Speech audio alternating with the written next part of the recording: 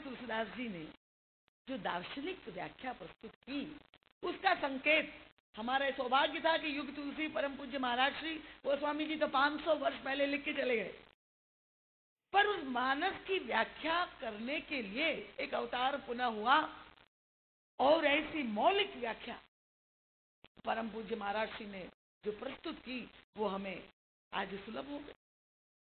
और तब महाराज श्री गोस्वामी जी के जो 12 ग्रंथ है उसमें एक ग्रंथ है विनय पत्रिका। तो विनय पत्रिका में महाराज श्री को वो सूत्र प्राप्त हो जाता जिस प्रसंग की हम चर्चा कर रहे हैं, वह रावण द्वारा शासित लंका और रावण का छोटा भाई विभीषण। तो आप ये प्रश्न कर सकते हैं कि लंका कहां पर है। अब एक तो आप इतिहास की दृष्टि से भौगोलिक रूप से खोज करिए कि अभी जो भारत के दक्षिण भाग में जो लंका श्रीलंका द्वीप है, क्या वही लंका है जिसमें रावण निवास करता था। और तब ये तमाम विद्वान खोज कर रहे हैं और उसमें किसी ने तो ये दावा कर दिया कि वो द्वीप नहीं है, पर वो लंका जो थी वो तो अमरकंटक के पास नर्मदा तट पर वहां पर थी। उसी को प्रमाणित करने के लिए व्यग्र है। दूसरे विद्वान ने खोज कर दिया कि नहीं, वो जो सिंध प्रदेश है वहां पर लंका है। तो ये जितने भी विद्वान हैं वो खोज कर रहे हैं, अभी तक कोई निर्णय पर नहीं पहुंच पाया कि वास्तविक लंका त्रेता युग में जो थी कहां है। और गोस्वामी तुलसीदास जी कहते हैं कि उनको जो खोज कर रहे हैं उनको करने दीजिए, वो अगर निर्णय पर पहुंच पाए। अभी तो विवाद चल रहा है, जैसे वास्तविक अयोध्या कहां है उसका भी निर्णय नहीं। तो अयोध्या कौन सी है और लंका कौन सी है, वो इतिहास का विषय और आर्कियोलॉजिस्ट का विषय हो, उसको हम उस पर हम परेशान ना हो, क्योंकि ये विद्वान कभी एक मत होंगे नहीं, विवाद चलता रहेगा। वो स्वामी जी कहते वो अगर निष्कर्ष पर निकल भी आए, पहुंच भी जाए, तो भी हमें इससे क्या लाभ होने वाला। वह लंका से स्वर्ण लेने के लिए तो हमें जाना नहीं, 400 को सोने की नगरी थी।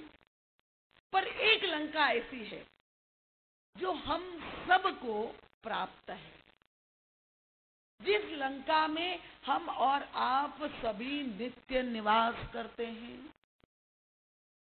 वो लंका कौन सी है। और तब विनय पत्रिका में गोस्वामी जी कहते हैं कि बपुष ब्रह्मांड सुप्रवृत्ति,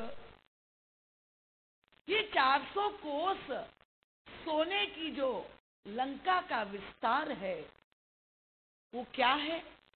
कहते सुप्रवृत्ति लंका दुर्ग। ये जिस प्रवृत्ति में प्रत्येक व्यक्ति निवास कर रहा है, जो हम कोई भी व्यक्ति प्रवृत्ति के बिना रह नहीं पाता, तो जो प्रवृत्ति के पीछे उसकी सुनहली कल्पनाएं हैं, स्वर्णिम आकांक्षाएं हैं, वो जो व्यवहार का व्यापार का विस्तार कर रहा है, वे कहते हैं कि यही मानो 400 कोस सोने की लंका है। और बपुष ब्रह्मांड, ये जो हमारा शरीर है, स्थूल शरीर, एक तो ये समष्टि विस्तार जो ब्रह्मांड है, और ये व्यष्टि ब्रह्मांड है। ये पूरा मनुष्य शरीर के अंदर ही विभीषण और रावण को कहां खोजने जाए, विभीषण कौन है। और तब गोस्वामी जी ने कहा कि संसार में जितने भी जीव है, हम और आप सभी विभीषण के ही प्रतिरूप है। कहते जीव भवदंद्र सेवक विभीषण बसत मध्य दुष्टातवी ग्रसित चिंता। ये जीव ही विभीषण है और ये प्रवृत्ति की लंका में वो निवास कर रहा है। पर उस लंका पर शासन किसका है। इस लंका पर, प्रवृत्ति की लंका पर आधिपत्य किसका है। तो लंका पर शासन रावण, कुंभकर्ण और मेघनाद का। ये रावण, कुंभकर्ण, मेघनाद कौन है। और तब गोस्वामी जी संकेत करते हैं सांकेतिक भाषा में वो कहते हैं मोह दशमौल तदभ्रात अहंकार पाकारी जित काम विश्राम। ये जो राक्षस है रावण और उसका परिवार, उसको खोजने के लिए हमें बाहर जाने की आवश्यकता नहीं, उसको बाहर नहीं खोजना है। कृपया कथा का दुरुपयोग मत करिएगा, क्योंकि यहाँ जब व्याख्या हो रही है कि मोह ही रावण है और कुंभकर्ण ही मूर्तिमान अहंकार का प्रतीक है, ईगो, पर्सोनिफाइड ईगो इस कुंभकर्ण, और काम वासना ही मानो मेघनाद है।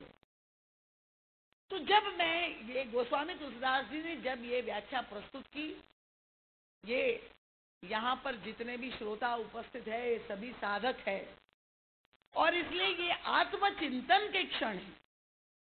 कथा सुनकर के हमें अपने हृदय में अंतर्मुख हो करके अपने अंदर जा देखना है। ऐसा ना हो कि आप कथा सुनने के बाद के मोही रावण है और घर जा करके, वो संस्मरण मुझे भूलता नहीं है परम पूज्य महाराज श्री का, दिल्ली में महाराज श्री की कथा चल रही थी और रामकृष्ण मिशन में स्वामी जी महाराज ने महाराज जी को जब पूछा महाराज श्री ने कि किस विषय पे कहना है, तो स्वामी जी ने कहा कि आप व्याख्या कुंभकर्ण ही अहंकार है। तो अहंकार का क्या स्वरूप होता है, किस तरह से अहंकार व्यक्ति के जीवन में कष्ट पहुंचाता है, किस तरह से उसको नष्ट किया जा सकता है। अगर कुंभकर्ण का चरित्र पढ़ ले तो पूरा आपको उसकी मीमांसा मिल जाएगी। तो आप कुंभकर्ण अहंकार है उसी पर व्याख्या करें। और महाराज श्री ने बड़े आनंद से 1-1.5 घंटे तक कथा कही। कथा जब पूरी हो गई तो जिन दंपत्ति यजमान के घर में महाराज श्री निवास कर रहे थे वो लेकर के आए थे पति पत्नी दोनों महाराज श्री को कथा में गाड़ी में बिठा करके। तो पति महोदय महाराज श्री को लेकर के आदर पूर्वक गाड़ी के पास आए, दरवाजा खोला और बिठा दिया और महाराज श्री से प्रणाम करते हुए कहा कि महाराज जी थोड़ा आपको कष्ट होगा, मैं क्षमा चाहता हूँ, पर कुंभकर्ण आ जाए तब न चले। वो अभी भी कथा सुनी थी तो वो दिखाना चाह रहे थे कि मैंने कथा अच्छे से सुनी है। तो उनका जो संकेत था वो अपनी पत्नी की ओर था। वो पत्नी जो है थोड़ी स्थूलकाय थी, तो वो धीरे धीरे पीछे आ रही थी। तो महाराज श्री समझ गए, तो मुखारविंद पर एक हास्य आया, कुछ बोले नहीं, बैठे रहे। थोड़ी देर में ही पत्नी महोदया ठुमकती हुई चली आई, पीछे का दरवाजा खोला, बैठ गई। और आप जानते हैं छूटते ही दरवाजा बंद करते ही क्या बोली वो, अपने पतिदेव से उसने कहा कि आज की कथा तुमने ध्यान से सुनी कि नहीं? आज गुरुजी ने पूरा तुम्हारा ही वर्णन किया था। अब आप देखिए, पत्नी समझ रही कि मेरा पतिदेव कुंभकर्ण है और पति समझ रहे कि मेरी पत्नी जो है घोर अहंकारी कुंभकर्ण है। महाराज जी का स्वभाव बड़ा विनोदी। तो महाराज जी ने हंस करके कहा कि भाई रामायण में मैंने राम और कुंभकर्ण का युद्ध तो पढ़ा था, पर आज मैं कुंभकर्ण से कुंभकर्ण का युद्ध देख रहा हूं।